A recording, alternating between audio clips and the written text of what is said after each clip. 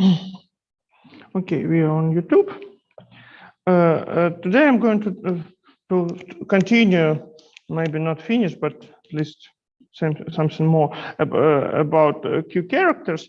And for today, I will talk not just about SL2, but about more general case, the features which are more clear in general case. And let me say just at least a few words about general case. Of course, I'm not going to prove everything, which actually I didn't prove everything even for SL2, and for general case is much more cumbersome. But anyway, so if we take so we consider some quantum affine algebra, UQ of G hat. I assume for simplicity always that, let me write, for simplicity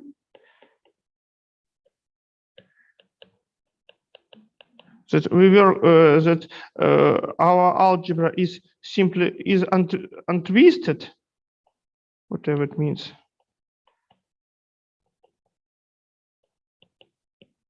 and simply laced.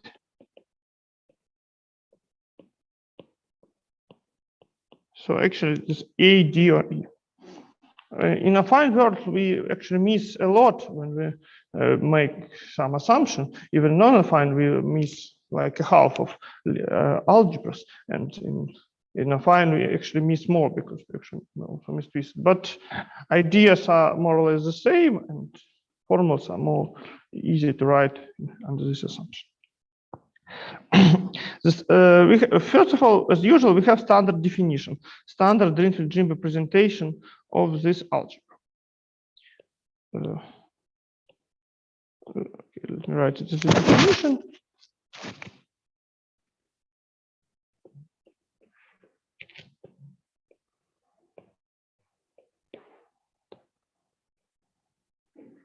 So this algebra is generated by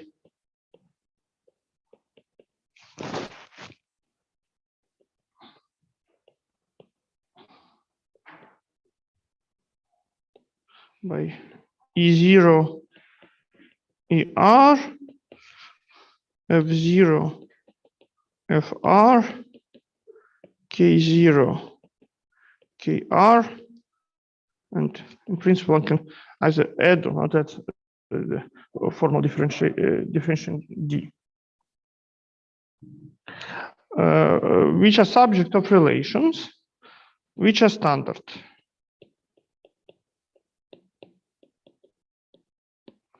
In order to say that show that they're standard, I can even copy them from the first lecture. Here they are.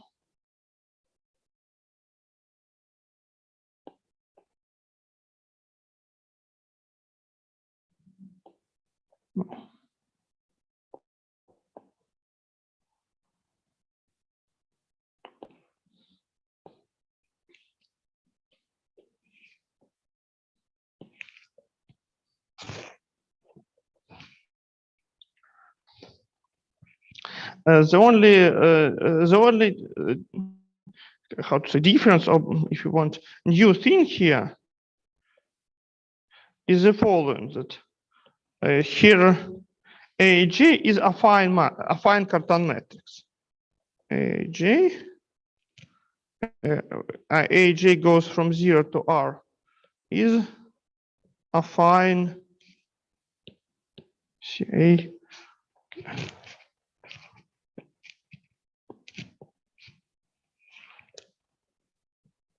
Affine Cartan matrix.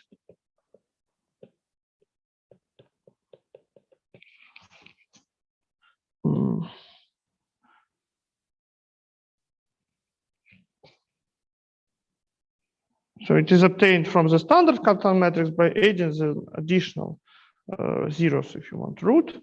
For example, for SL2, we start from the Cartan matrix, which is just 2, and then get, and this is affine. So this is CA for SL2, and C is just 2. And similar for general case. Questions?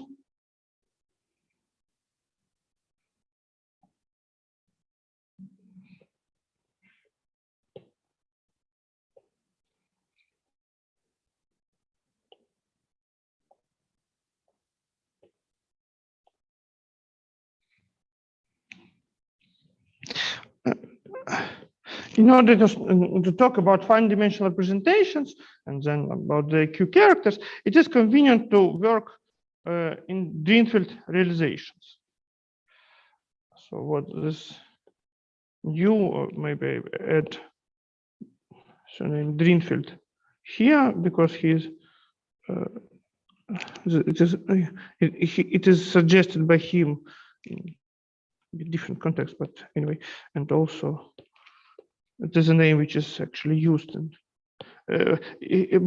another maybe better name will be loop realization, if you want.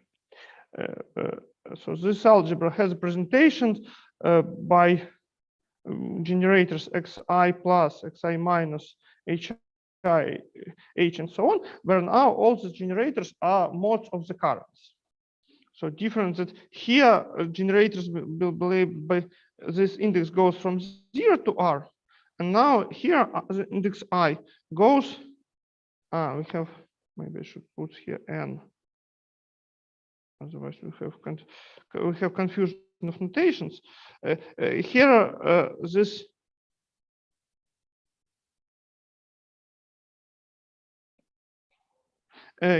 here this index I goes from 1 to r.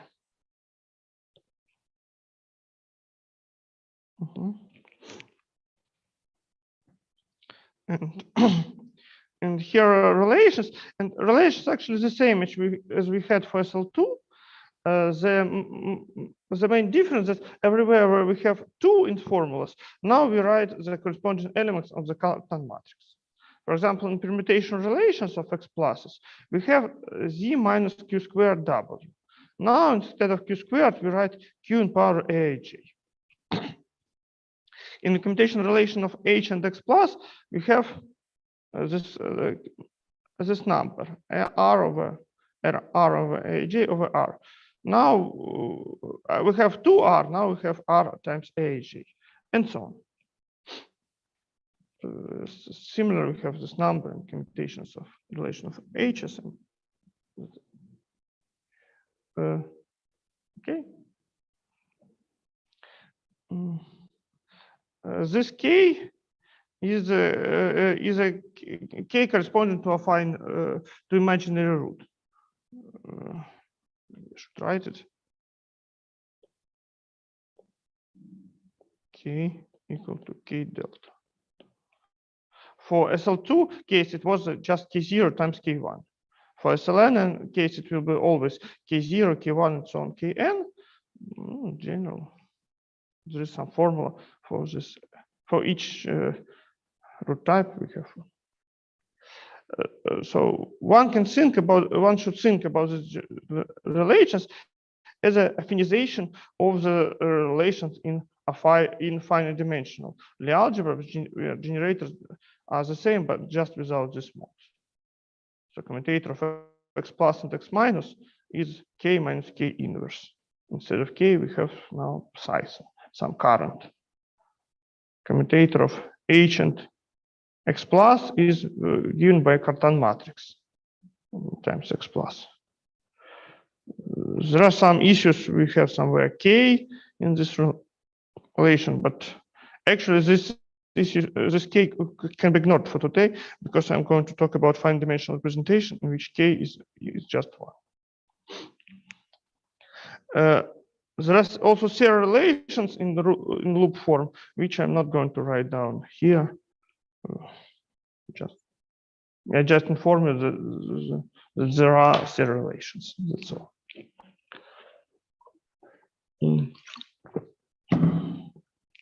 Okay.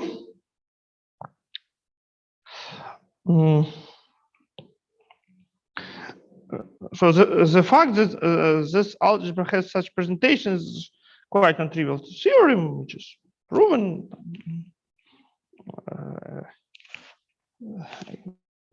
give you references. Let me state the idea of the proof is the same for SL2, which we actually discussed, and I put more in slides and can actually say more if you ask me about some details. But let me, instead of proving this theorem, state corollary.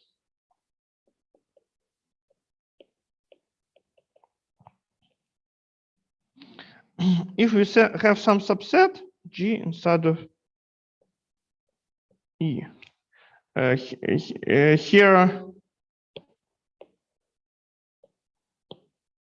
here by, and actually probably below by I denote a set of simple roots.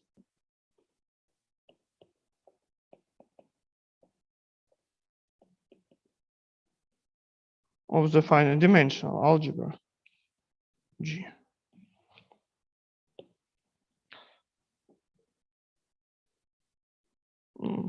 I probably prefer to denote it by pi, but I need, because I need two subsets to use IJ. Anyway, then there is an embedding of the affine quantum group, which correspond to G inside the affine quantum group, which correspond to initial G. And this is actually really a corollary of this Greenfield presentation. For finite dimensional case, it was a corollary of ordinary representation. We just take sum of generators, sum of simple generators. But now the difficulty is in this algebra, we also have some affine generator. And we have to express this affine generator through some other generator. And this is non-trivial. In particular,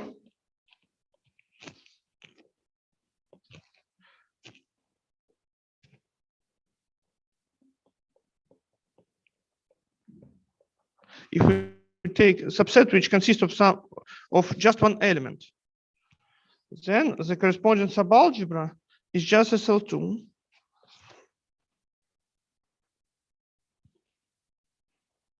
And we have embedding this I SL2 is embedded in UQ of G.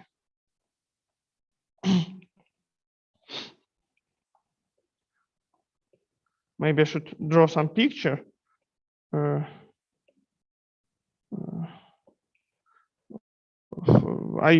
As usual, for SL3. So this is SL3. This simple root for SL3, and now I copy this.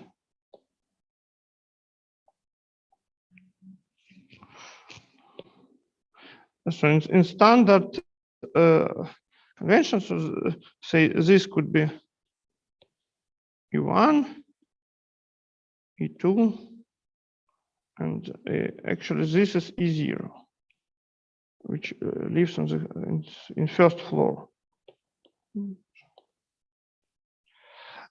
But if we want to have subalgebra which correspond to, for example, this root, we need to have these generators, and which are not simple generators in Greenfield representation. So the theorems, the theorem which equivalent between Greenfield representation and loop presentation in particular says that there is some current which denoted by x minus. So this E1 is, so in current notations, this E1 is the same as x1 0. Here we have x1 1. Here we have x1 minus 1, and so on. And we have to define x1 plus x minus 0, x minus 1, and they are not part of Greenfield generators. So if we prove the theorem, then we have to reproduce. We will reproduce.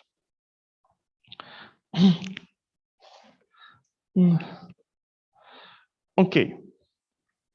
Are there any questions? Can you still hear me? No. Okay. Maybe actually the next topic which can be discussed for generic algebra G is a matrix. Let me state, but we will see whether we will come to this today, and hence we decide whether it's necessary to talk. But just to state, there is another theorem. Exists universal R matrix.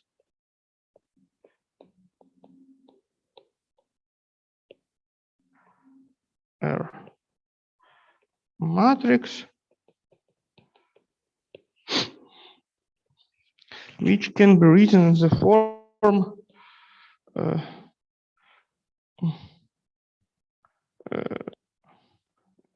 this now I copy the formula from the lecture 6, which was about SL2, which can be written in the form like this, where R plus, where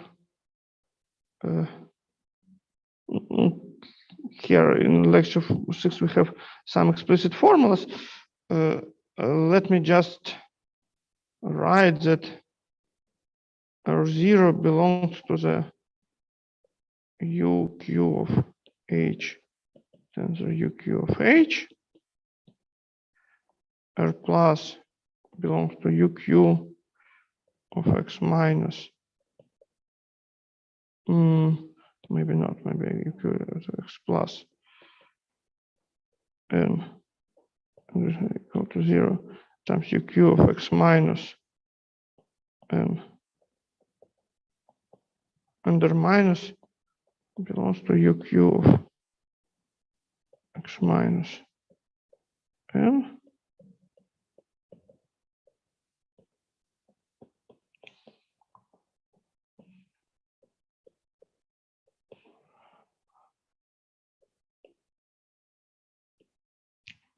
Here again, N greater than or equal than 0. This is a bit approximate formula. So we there's a factorization formula for a matrix, factorization given with respect to all roots, not just simple. And all roots are all positive roots are either have either form positive plus some delta, or negative plus some delta, or just imaginary. And this part corresponds to imaginary. This part corresponds to positive roots which have positive finite parts, and this part corresponds to positive root in affine algebra which have negative affine part. So these are roots of form alpha plus and delta. This are minus alpha plus and delta. This is just in delta.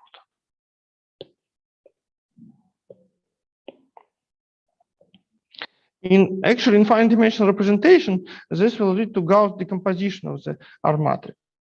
So this will be diagonal, and this part will be upper and low triangle.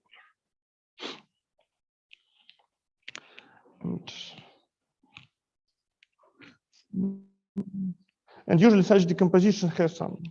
It has, when we talk about geometric meaning of the affine quantum group, it has such decomposition always has geometric meaning. Okay. Now let's talk about finite dimensional representations. Let's go to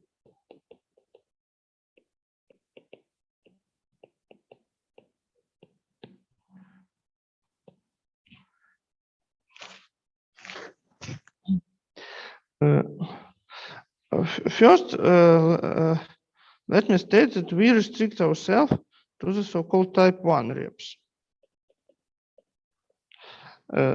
This means that our vector space, that all case acts by Q in some power. So our vector space V will be sum of over lambda of some V lambda, where Ki Z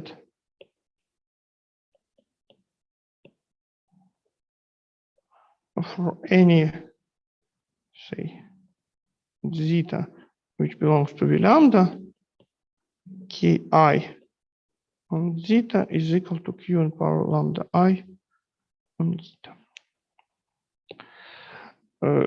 When I write this formula, in principle, lambda can be any number, can be any set of weights. But if we're talking about fine dimensional representations, they should be fine dimensional with respect to, or not affine the q of g. Hence, all this number should be integer. So lambda belongs to the just weight lattice.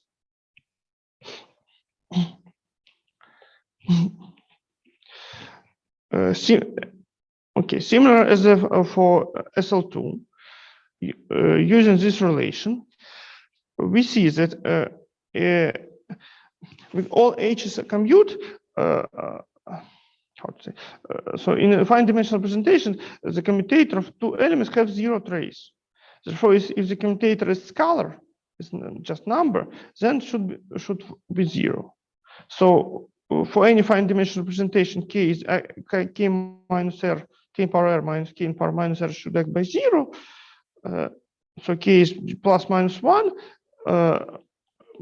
From our assumptions follows that k is, from the type 1 assumptions follows that k is just 1. So hence for finite dimensional representation, k is equal to 1. So we can ignore it almost everywhere.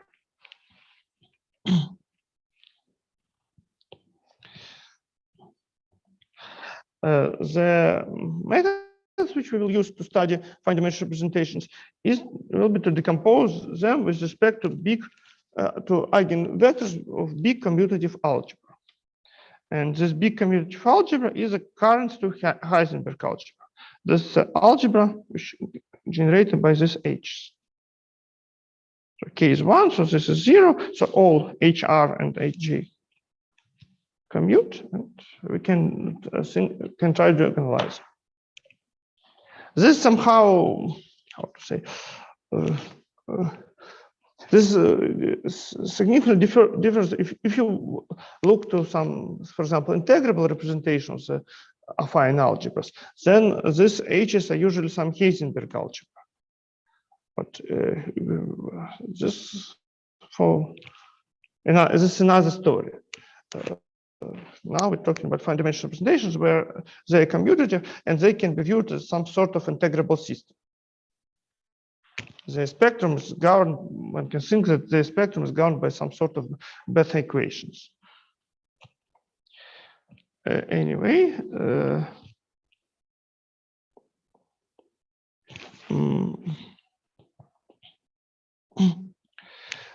we will say that definition. The vector zeta is a generalized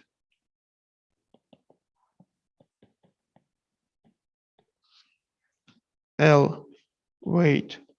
L stands for loop vector if it is again generalized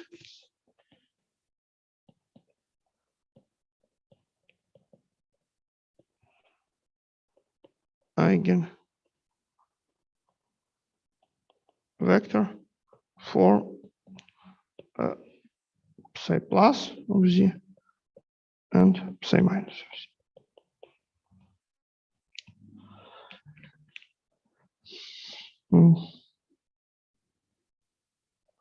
The word generalized stands here for the fact that in principle we can have Jordan blocks, and we actually have Jordan blocks in some cases. Hence I put it here. But of course, usually our vector space is just a sum of the eigenvectors of the all of this element. This L weight vector, and similar we can define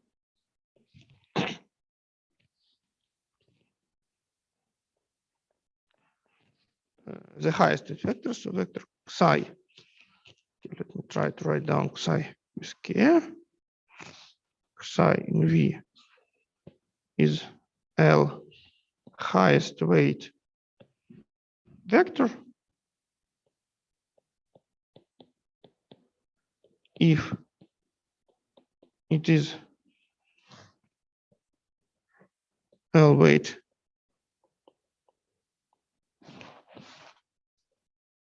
vector and it is annihilated by x plus.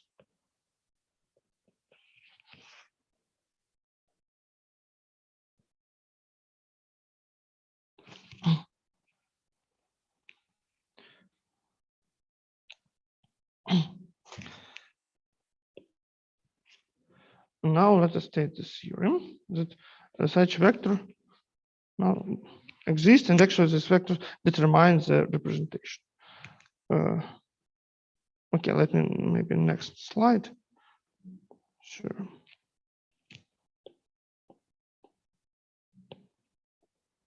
So let V be finite dimensional irreducible representations.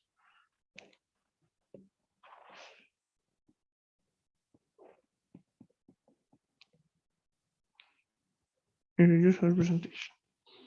Then, first of all, existing unique up to scalar multiple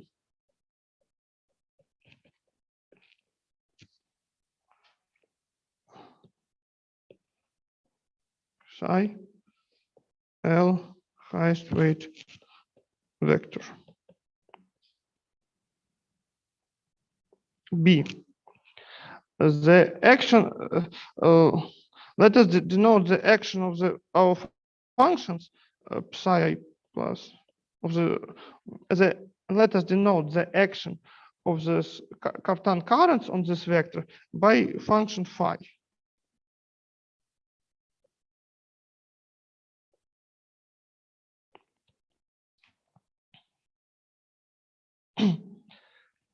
Then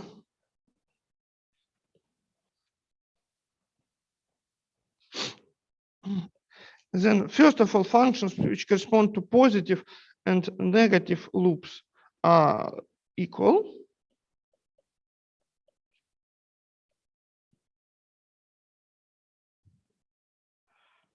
And they actually equal to the Q in power L P of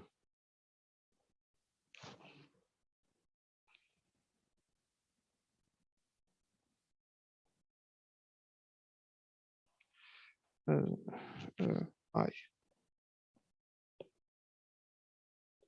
where P is some polynomial with unit highest term. So the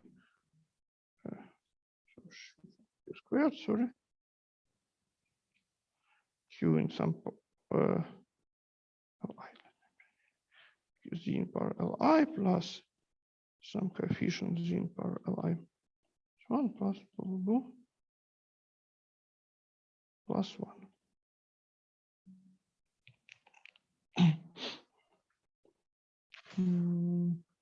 No. Plus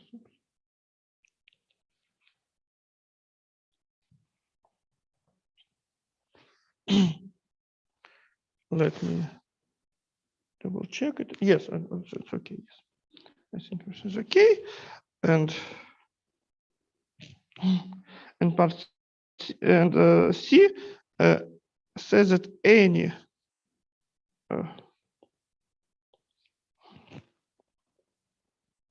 let now I use another letter zeta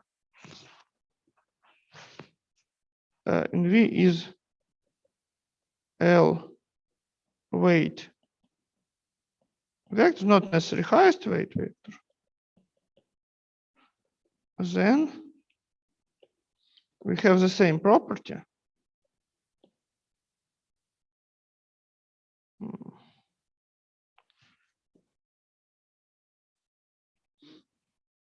Okay, I need to introduce some function. Okay, let me write it.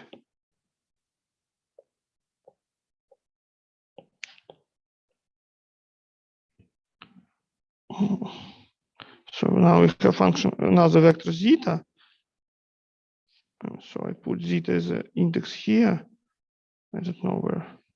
And still the action of the phi plus and phi minus given by the same function. And now the formula is the same, but here instead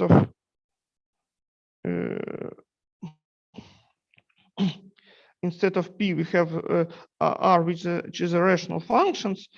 Ri is a pi over some qi, and this starts from the z in power, say, kp small I plus blah blah blah plus something, and this starts in z in power, say, qi plus something, and this number li, or maybe let me write it ri, and this number ri is just the difference behind it.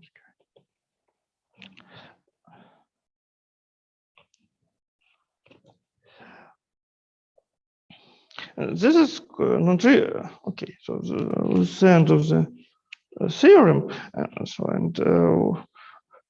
Actually, how to say, this is non-trivial. From the very definition, this looks non-trivial. Why the? So of course it is. We should have some eigenvectors, eigenvalues, right? Why should they should be the same for phi plus and phi minus? Why they should have this form? So it should be difference of two polynomials and so on. But after the whole, the proof is very simple. Proof. We just have we can restrict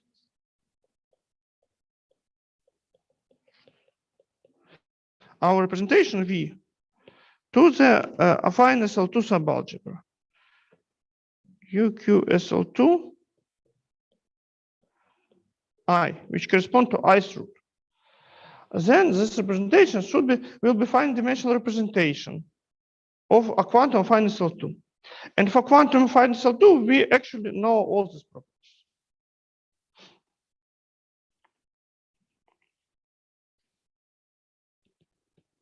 So there is actually nothing to prove.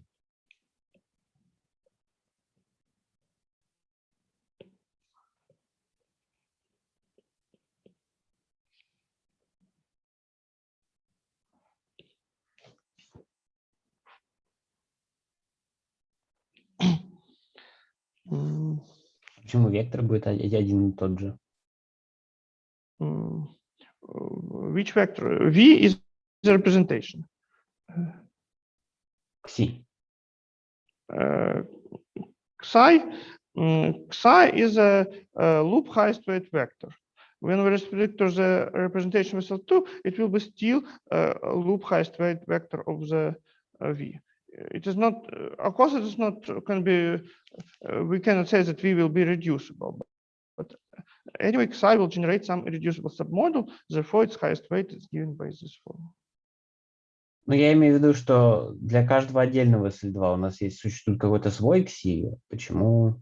No. I mean, no. You are right. So B, C, it's okay. We have to prove A, and in order to prove A, the A is proven as a similar way as for SL2, because we just take the highest weight vector with respect to finite dimensional representation of the vector of the highest weight, and then by the weight consideration, all X pluses act by zero. Okay. Хорошо. So this is for B and C. Okay. So A, S for SL2. And in order to prove B and C, we just use the SL2 result. So for A, we should mimic the proof.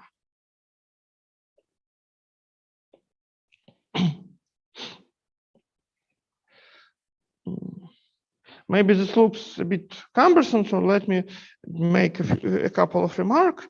So first remark, that what are the psi plus and psi minus? Psi I plus is a ki times exponent of sum of q minus q inverse sum hi n 0 z in power minus n. So so it is a series in negative powers which start with ki. So it is a ki plus z inverse times something. Now we can look to this formula and compute how ki acts on the highest weight vector. We have to send z to infinity. If we send z to infinity, then here we have q in power 2 li, and so okay, using this formula, we see that hence that ki on psi is q in power li psi. So degree of this polynomial is highest weight which we had in finite dimensional case. Similar, we can see this from psi minus. Psi I minus of z is ki inverse times exponent of something. So this is ki inverse plus now we have the decomposition with respect to positive powers of z times something. Now, so if we act ki inverse on the vector psi, then we have to expand this function near z equals 0.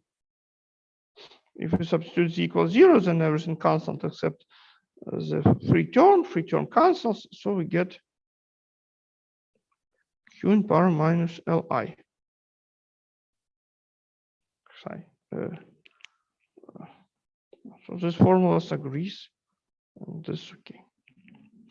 So the formula is balanced. So it is we have a rational function which have actually the same limits, which has inverse limits for z equals 0 and z equal infinity.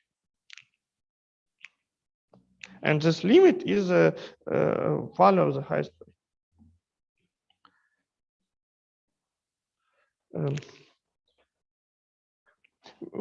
We know that in finite dimensional case, if we finite dimensional in the representation theory of the finite dimensional simple Lie algebras, the highest weight should be integer in some sense.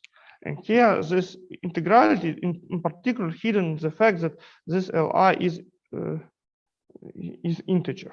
So we have actually polynomial.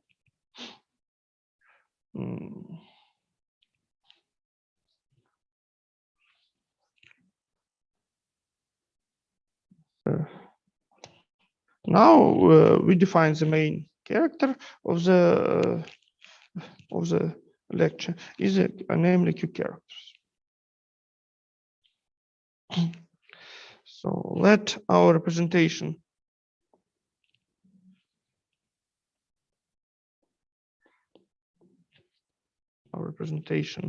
V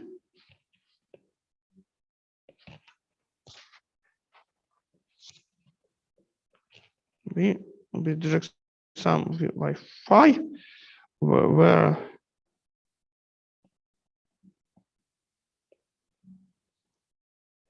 for any vector psi y phi exists some number m such that psi I plus minus of z times phi of z in power m psi is equal to 0. So all these subspaces are generalized eigenvalues for psi plus minus.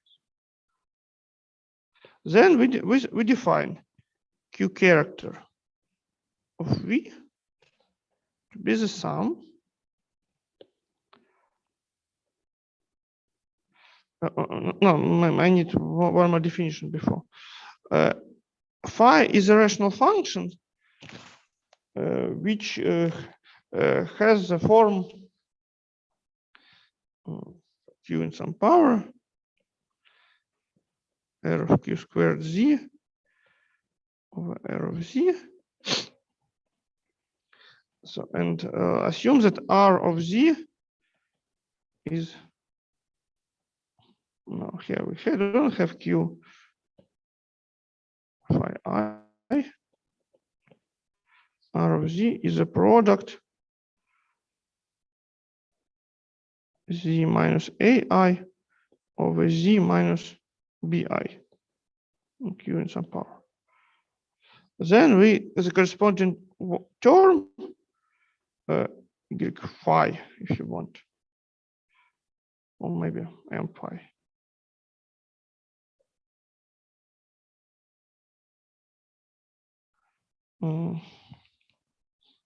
Maybe I need more indices. Product over J, and all these terms correspond to I's root. Yes, here we already put R.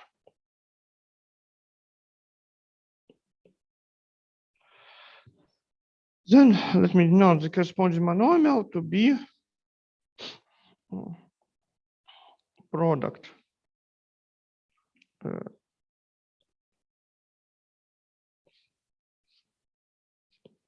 of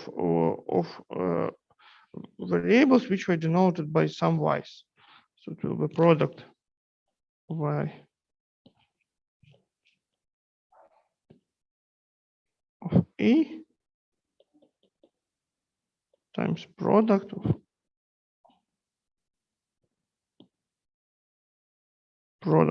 I, and then product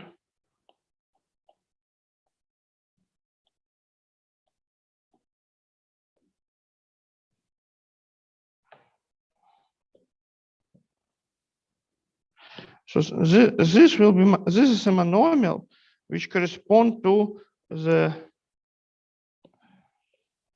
rational function phi, and finally the Q character of the representation will be sum of dimension of the corresponding generalized eigenspace times the corresponding monomial.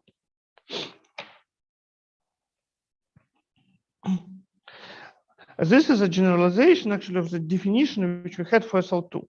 For SL2, everything was the same except the fact that we don't have this I. We have only one only one set of y's.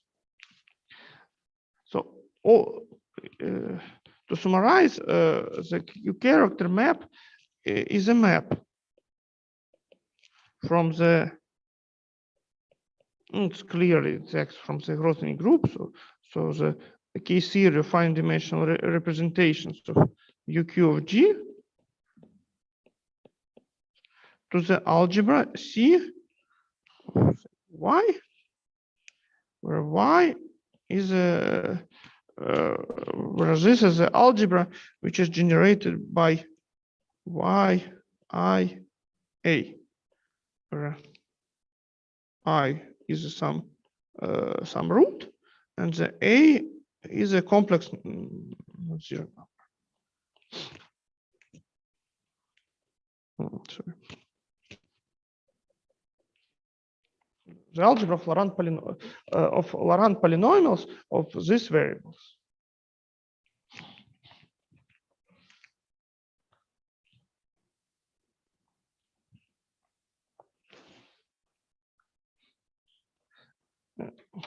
And as before, the definition of Q character is not a character, it's not a trace of some clever element.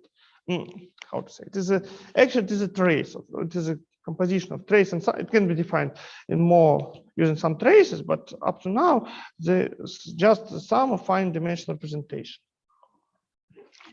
Sum of a generalized of the eigenspaces for operators psi plus and psi minus of something.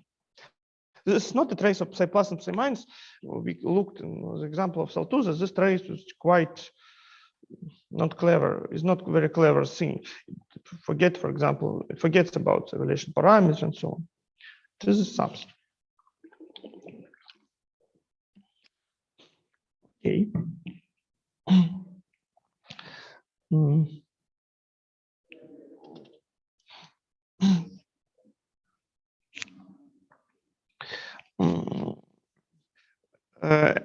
At this point, actually, I'm absolutely sure that I need to present you an example, but we are not ready to do this. I need one more statement. I will give it and then show you an example. Proposition.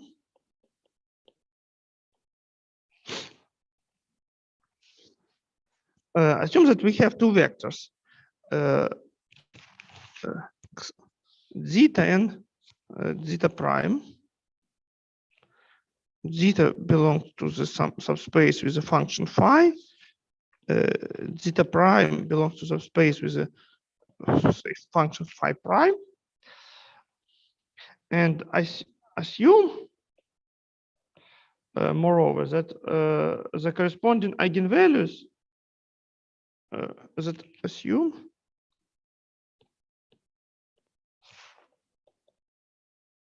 that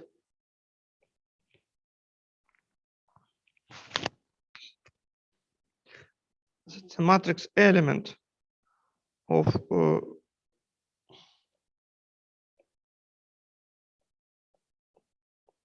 x minus of in is equal to some number a in power n of the same matrix element without correspond to zeroth mode. So I do claim that acting by xi minus of zeta, we obtain exactly zeta prime, but the coefficient in zeta prime will always goes like this. Then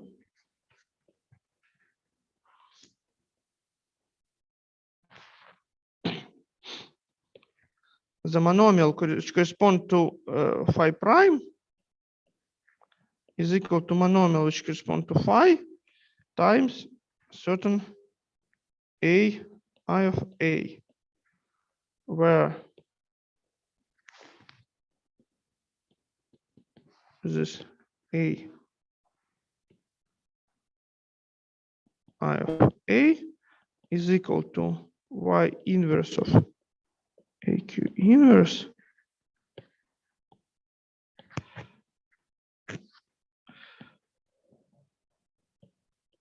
Q times product of vertices J which are connected with A by arrow y J of A.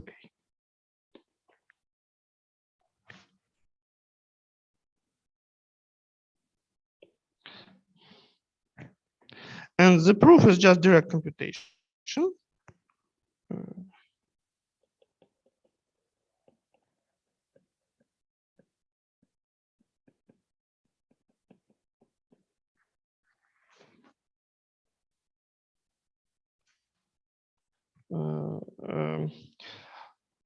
In order to have some picture in mind, let me say the following, so as a remark, if you want.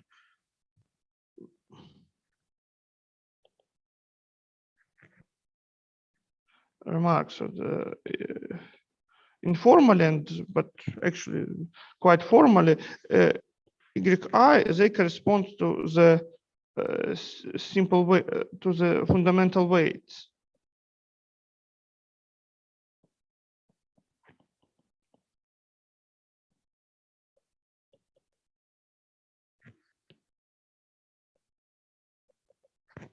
and this AI, they correspond to the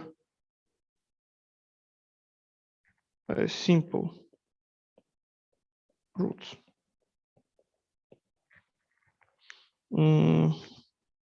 Okay, maybe I want to correct a bit some signs. So I want to write here -1 and then do like this. So for example, for SL2 case, A is just, if we ignore all these arguments, A is just y squared. So the simple root is the square of the fundamental weight.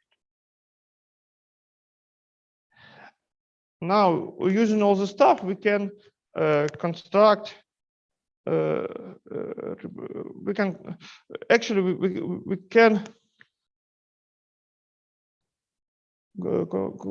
can construct a Q character of almost any representation.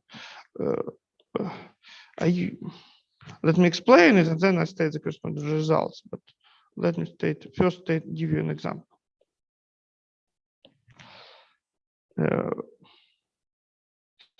We have we heard about SL2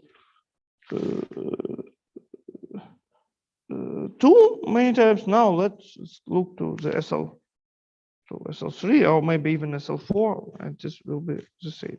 It will be almost equal difficulty. Let's take G equal to SL4. Now let us consider the representation with first fundamental weight, standard for dimensional representation. So it will be representation which is generated by highest wave vector xi, such that k1 of xi is equal to q xi, and k2 of xi is equal to k3 of xi is equal to just xi. Fundamental highest wave. What are the Greenfield polynomials in this case? As we said, the degree of Greenfield polynomial correspond to this power. So the first Greenfield polynomial P1 will be some polynomial first order, say z minus a, or maybe u. What is my favorite letter here? V. And two other Greenfield polynomials should have 0th degree, so they're just one.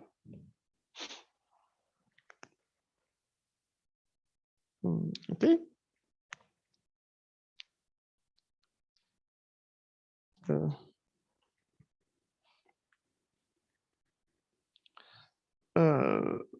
Therefore, the monomial which corresponds to highest weight vector will be just some y1 of v.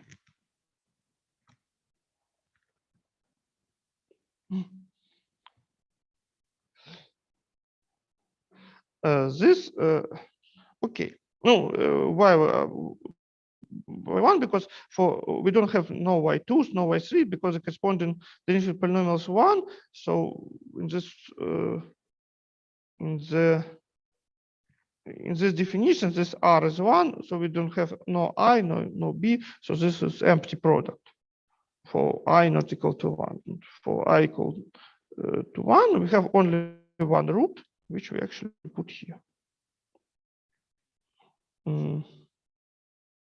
Okay, at least is it clear that why I wrote that this this monomial will correspond to the highest wave vector psi for the first fundamental representation?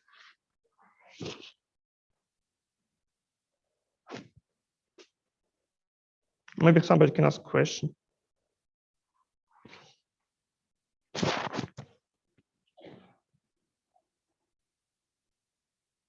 Да, вроде понятно. Okay.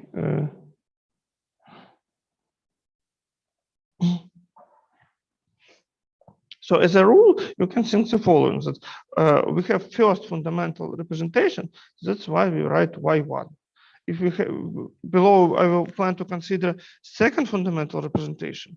And for it, I will write y2 and so on. So for case fundamental representation, the monomial which corresponds to highest weight vector is just some y with some index. Now, if we consider this as a representation of the first SL2, so we can look at this vector and restrict representation to this first SL2. Then this vector has highest weight. This vector should generate two-dimensional representation. Therefore,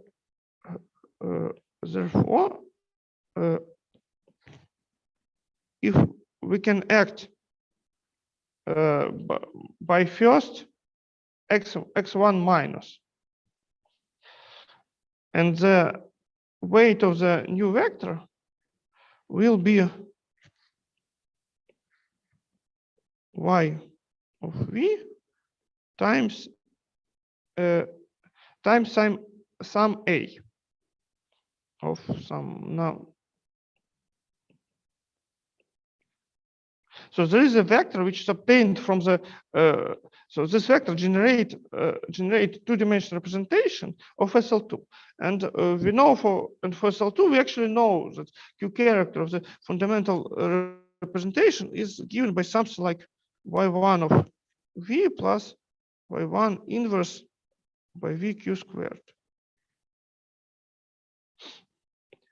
This vector is obtained by action of now instead of this we should obtain this this in just applying of A inverse. A inverse is a product of two y's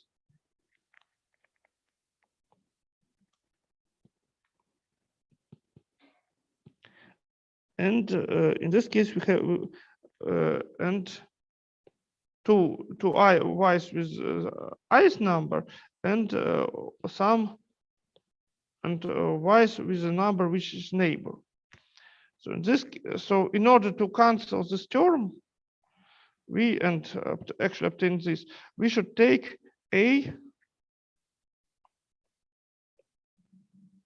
this number a should equal to qv. Hence, we get here, okay, let me write slowly. Hence, we get here y1 inverse of q square v, y2 of qv.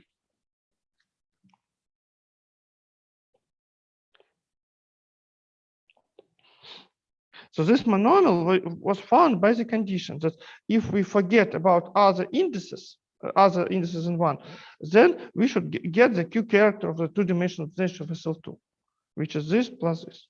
And also it should be y times some A inverse by this formula. Hence, this determines this monomial unit. Now, with respect to SL2, first SL2, everything is okay. So we, if we restrict to first SL2, we get the two-dimensional representation of SL2 Q character. It's okay. But if we restrict to another SL2, now second SL2, this goes to 1. It's okay. This Q character of the trivial representation, but this goes to just some y2. And this is so this is the highest weight again of the two-dimensional representation now with respect to another SL2. So let us write down. So we can act now by second SL2 and obtain. So what we get here, we get y inverse of q squared v, y2 of qv, and again some a2 inverse of some another number a2. And what is a2? How a2 is should be such that we get here y2 inverse of cubed v. So these two terms will give us a q character of the two-dimensional representation of now second SL2. Hence, this number a2 is q square v.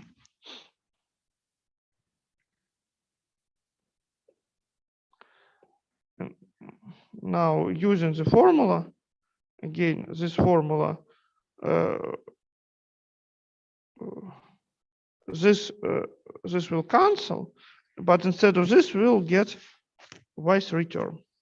So this is equal to y3 of q in power 4.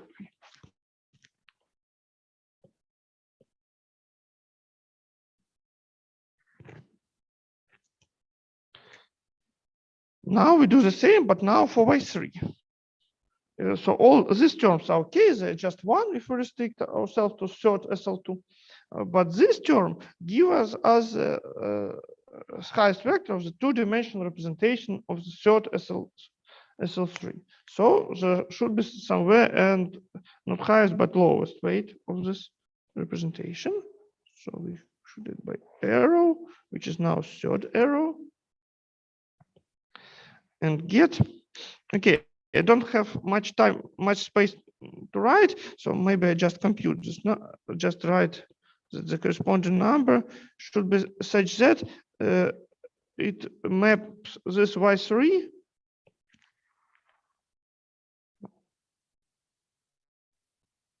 to y3 of q in power 6v inverse.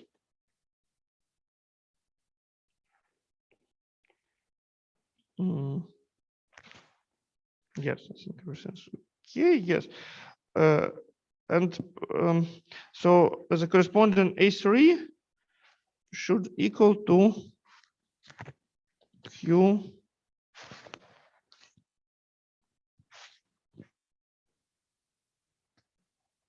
no, I think something wrong.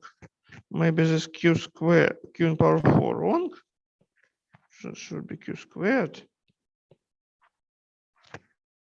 Hence here should be Q cubed. And here therefore should be Q squared V.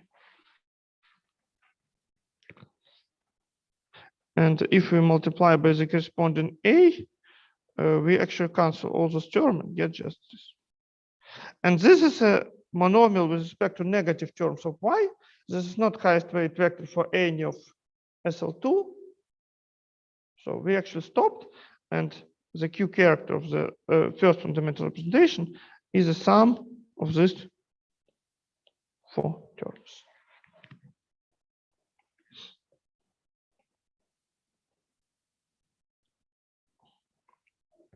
So the result is Q character of first fundamental representation with some relation parameter V is y1 of V plus y1 inverse of V y2 of QV plus y2 inverse of Q cubed V by 3 of Q squared V plus by 3 inverse of Q cubed.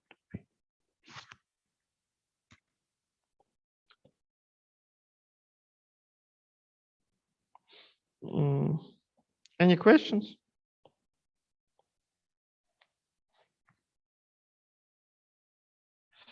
Okay, now let us consider second example, which I promised to you, second fundamental representation.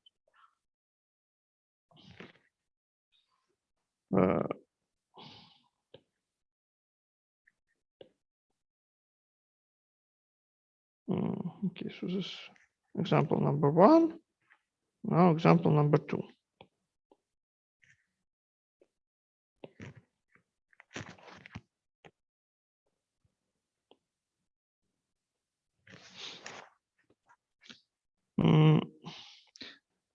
Similarly, the Greenfield first and third Greenfield polynomials will be equal to 1, and second Greenfield polynomial will be some linear function. So we start from the some operator, which is y2 of we start with some with monomial, which is y2. If we restrict this to the again, if we restrict it to the second SL2, this highest weight of the two-dimensional representation, so we should apply x minus, x2 minus.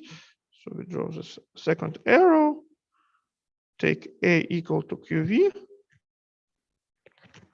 and get, what do we get? So we map by A inverse. So now in this case, the corresponding A inverse contains y1, y2 inverse, and also y1. So as a result, we get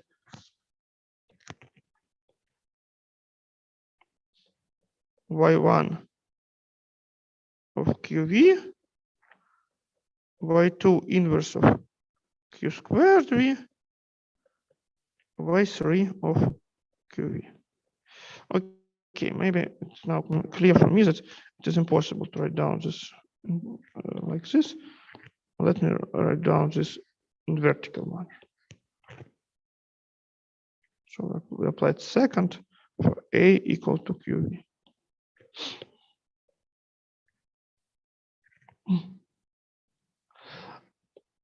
Now here we have actually two choices.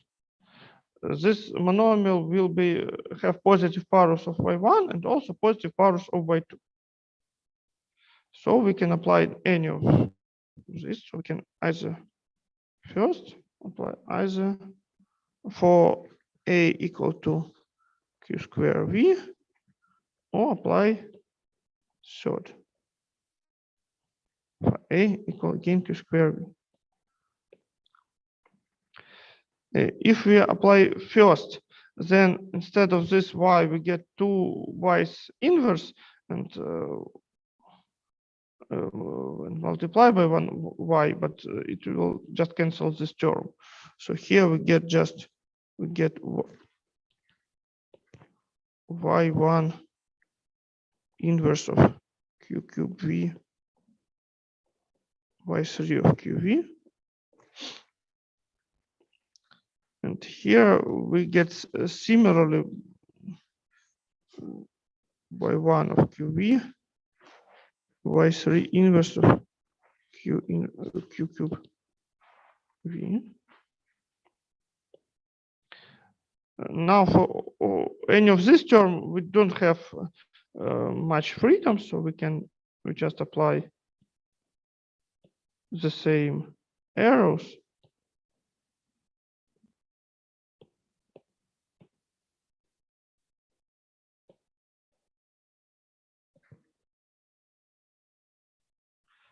And now we get all y1 and y3 will be inverse. But for y2, now we have something, we have a positive power.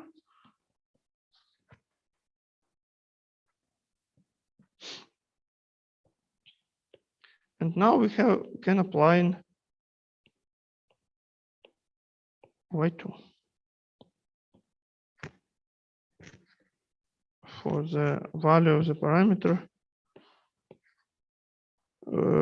q cube v, I think.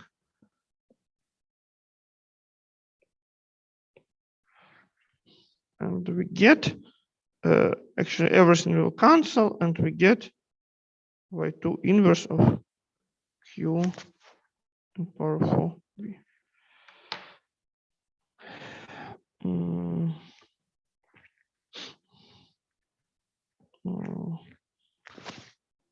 Do we believe in result?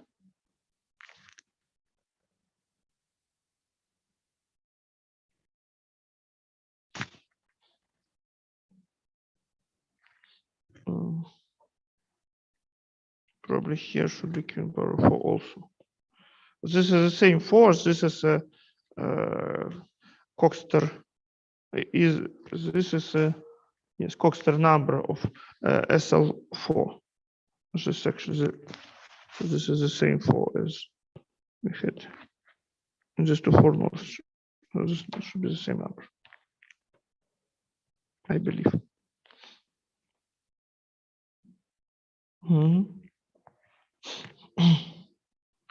And so the Q character will be the sum of all these terms. Okay, so I can do more examples, but maybe there's no time, and maybe it will be more useful give you any problems. What I want to say is that so actually this is more or less straightforward combinatorial procedure. There is some issue why I assume okay, so it's more or less straightforward combinatorial procedure. It is an example which we considered for SLN. It is a fundamental representation for SLN. It is quite simple because what we get the standard fine dimensional representations, but now with some additional data, if you want. So we have the dimensional representation is the same. It will not longer be the case for more difficult algebras. So okay, let me state a couple of problems which I want. First problem that for SL3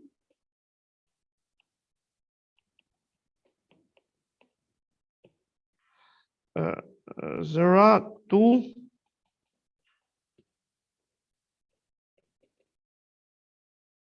different 8-dimensional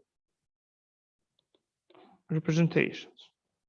So usually for SL3, a dimensional representation is a adjoint representation.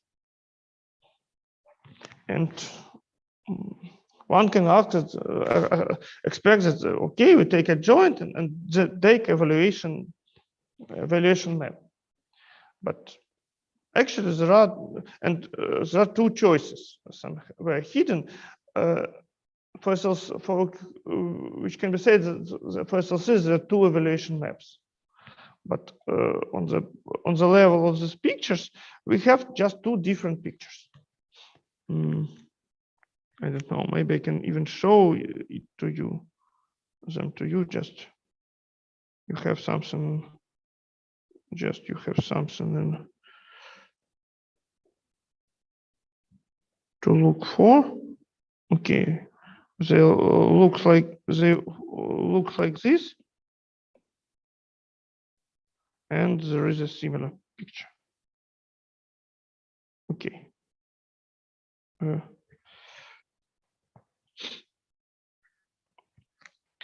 And another problem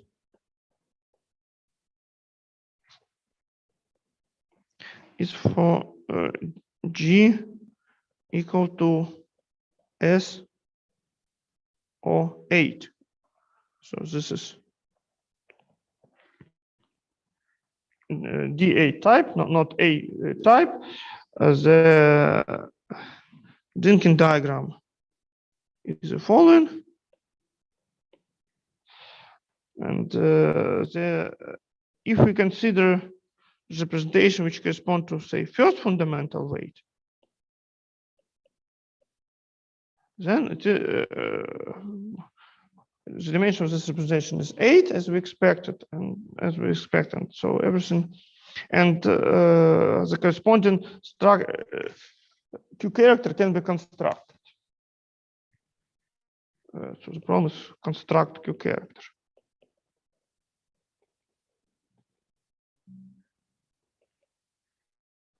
But if you take, say, second fundamental weight,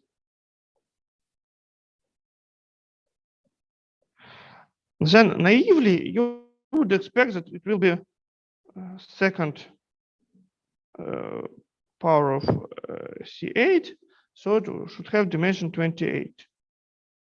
But there is no such Q character, and constructing Q character, you see that 21 dimension, that the only Q character which you can construct using this procedure has dimension 29. What? Yes, and this sign that this difference between 29 and 28 is a sign, or actually proves that there is no evaluation homomorphism from the UQ of SO8 to hat to UQ of SO8. So not any representation of SO8 can, the structure of representation of SO8 can be lifted as a representation of UQ of SO8.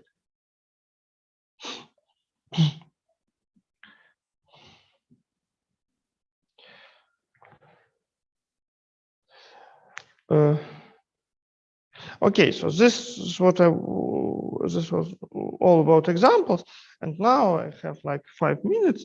I want to state a few general facts which I sometimes use, sometimes in this procedure, sometimes. Okay, so there are many theorems.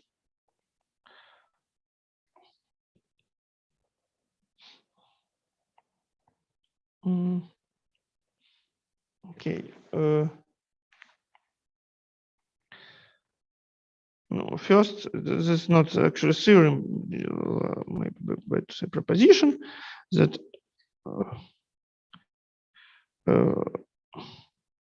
Q characters of V are linearly independent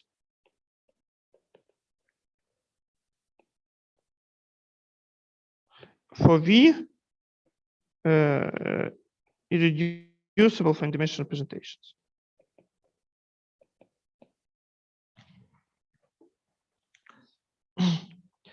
This is easy because this Q characters has different highest terms, product of Y's. So the highest terms are linearly independent, then the linear independence holds. Corollary of this proposition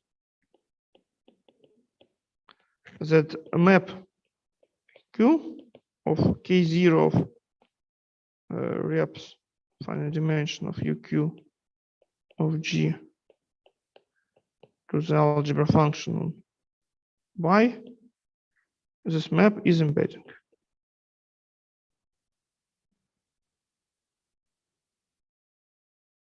Okay, let me. Is embedding.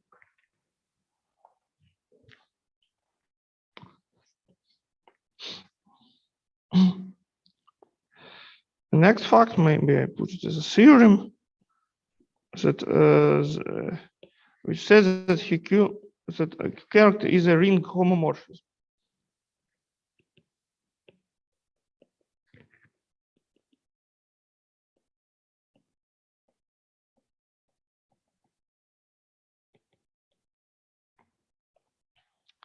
It means that first of all, it means two properties. A, if we have short exact sequence of finite dimensional representations, then we have equality of Q characters.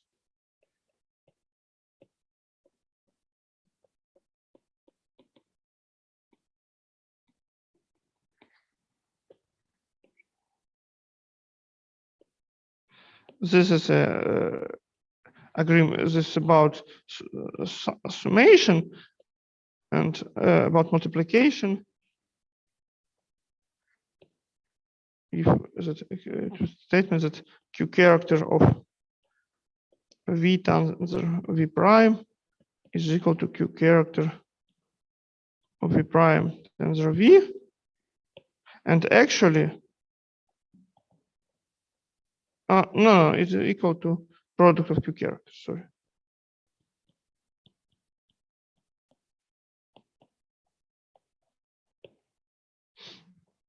And let me comment a few words about the proof that A is easy. And for B, we have to use a triangularity product formula for coproducts. Delta of H I n is equal to the algebra term. Maybe here should be K plus what's called low terms, which doesn't affect computation of the L weights.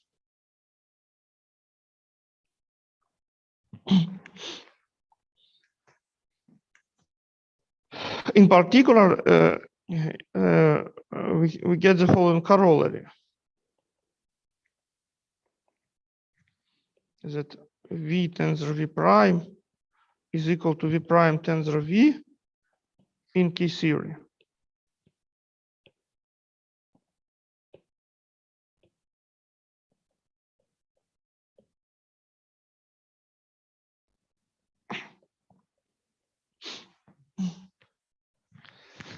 Because they have the same image to the space of Laurent polynomials of Y's, and as we stated, this image is embedding.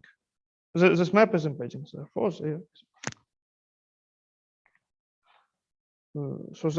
therefore they have the same class in key series. So they could be reducible, even for SL2, simple TensorFlow of two-dimensional representations. It could happen that one of them contains submodule, another submodule, and so on. But all irreducible which appears in the Jordan-Hölder decomposition are the set of irreducibles is the same.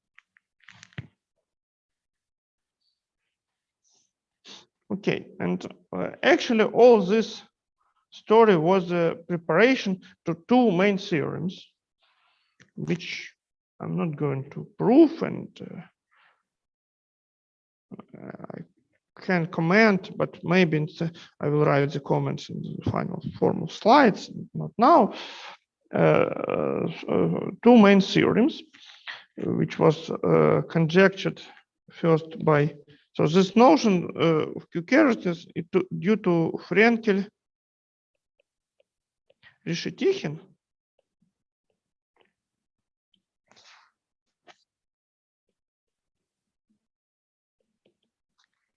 and the theorems, which I'm not going to show you now, were proven in the subsequent paper by Frenkel and Muhi.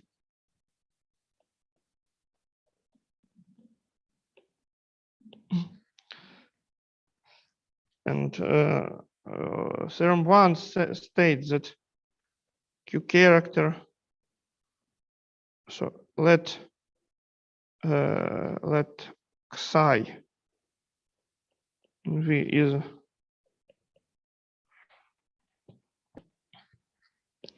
is L highest weight vector, M corresponding monomials.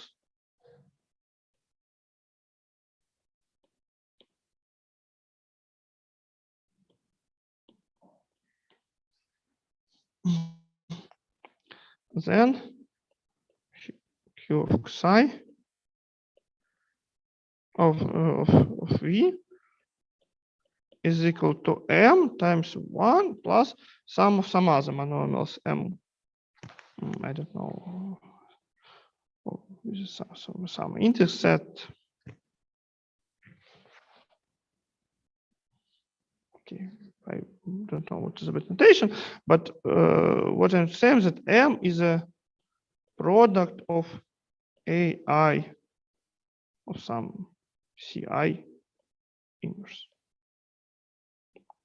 So any other monomial which appeared in the Q characters is obtained from the highest weight monomial by applying FA inverse, as we actually did here.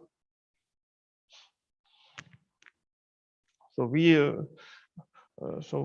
applying this procedure, we actually use this theorem implicitly, but and this theorem 1 and theorem 2, due to the same authors, which it describes the image of the Q character map. Image of Q is equal to intersection over I of the following, that C of Y J A for J not equal to I, tensor product C of Y A I times 1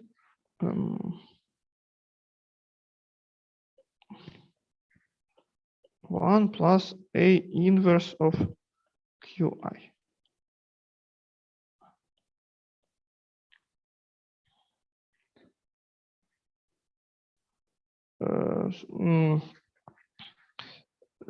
The meaning of this term, so this is actually what we get for two-dimensional representation. So each time where we apply some A, we get some monomial times 1 plus A inverse.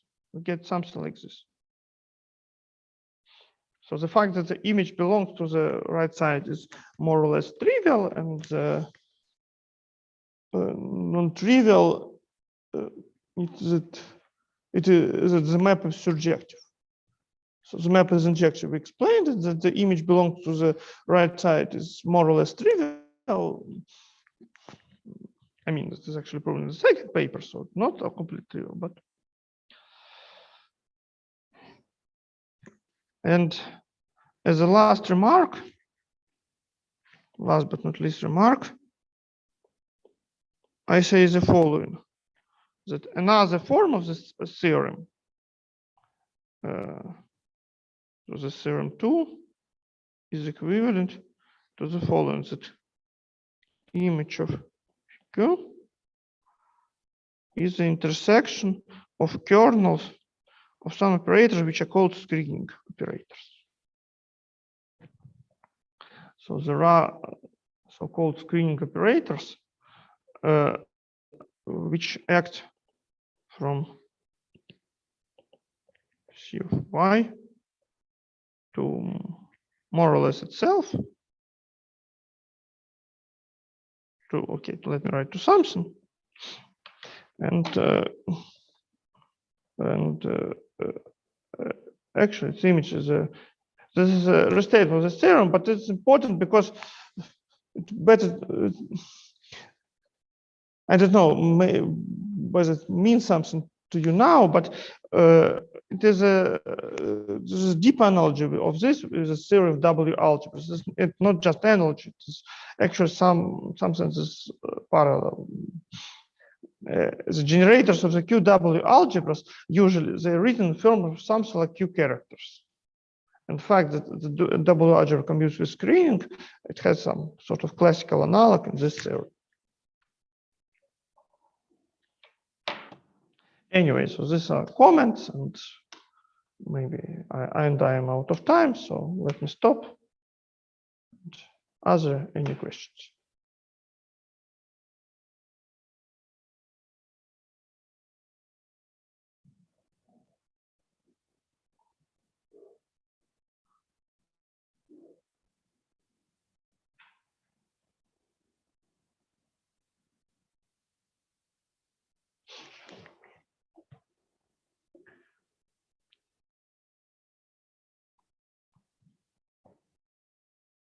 Okay, if there is no questions, let me